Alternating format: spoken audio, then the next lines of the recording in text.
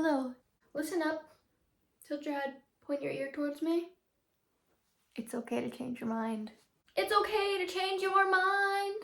We make decisions, and sometimes we are so certain and rigid about these decisions. Like if you decide that you want to take a new turn with your life, a really big change, right? You're so excited about it, and you want to tell everyone, and you're selling everyone on it. It's like, this is the best thing. It's going to be this way, and I'm going to do it this way, and it's going to be amazing. And you sell everyone around you on it.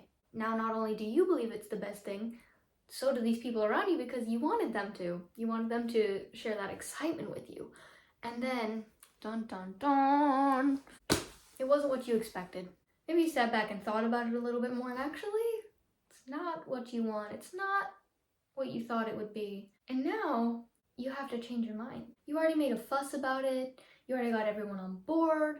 You could have put your own resources into it, maybe other people's resources into it. And it can be scary to admit that you've changed your mind because we don't want to seem naive for not getting it right the first time, or we don't want to feel embarrassed that we were so certain and that now we're taking back our word. It almost feels hypocritical in a way. Sometimes as humans can be so stubborn in these moments. It's like, I told the world or I told myself that this is where I stand, and that I felt so strongly about it. I can't take it back now. I can't take it back now. I've already dug the hole. But that stubbornness is only going to hold us back. It is okay to change your mind. Not calling anyone out, but you might decide you want to move across the world to another country for an entire year, and then 4 months in be like, you know what? Actually, I like my life at home much better. And that's so okay. Right, not pointing a finger at anyone, but telling everyone how amazing it's gonna be when I move to France, and obviously it's gonna be better than my life here at home. ... So first I had to convince everyone that this was a grand idea. I'm getting out of here, and it's gonna be the best thing ever. And here I am, a couple months later, like, I'll see y'all next weekend. And it's totally okay.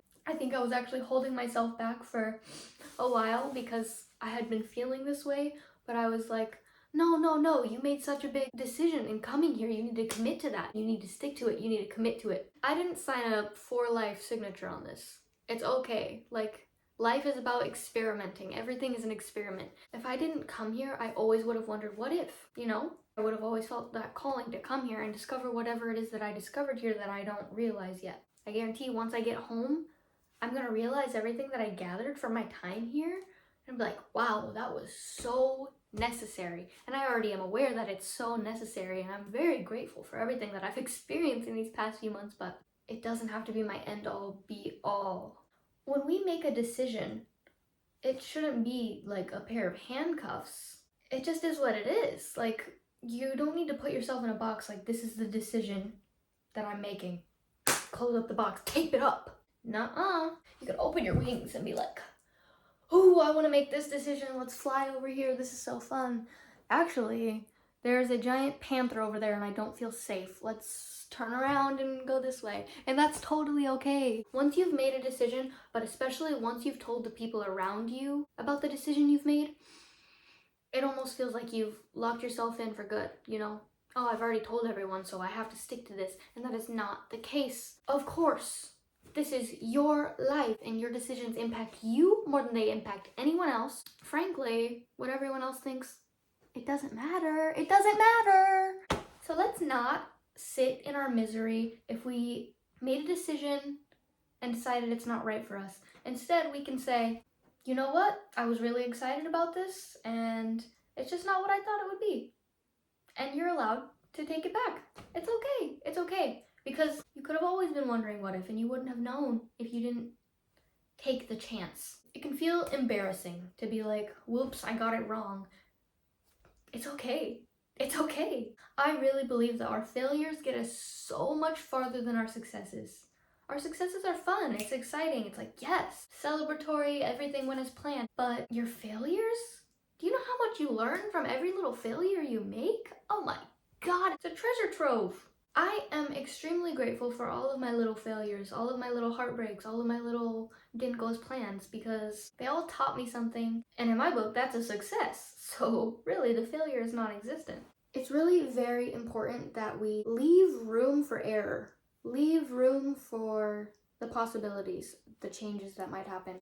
When everything is so rigid, when you look at life so black and white, oh god, that's a miserable place to be. And when something contradicts your extreme belief or decision, your world could crumble.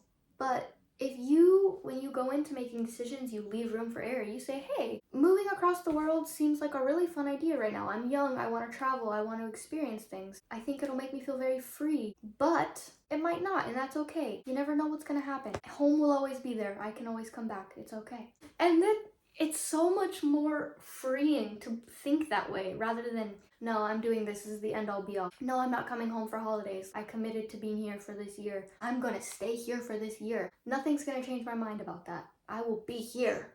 You can find me here, matter of fact. And I was wrong. And that's totally okay. It is so awesome because my entire life I had dreamed of this and now I'm here. I got to experience it. I got to do it. And you know what? I changed my mind. I don't want to keep doing this. And can you imagine if I hadn't come here? Then what? I'm 25. God, I want to do that. I'm 30. Man, if only I...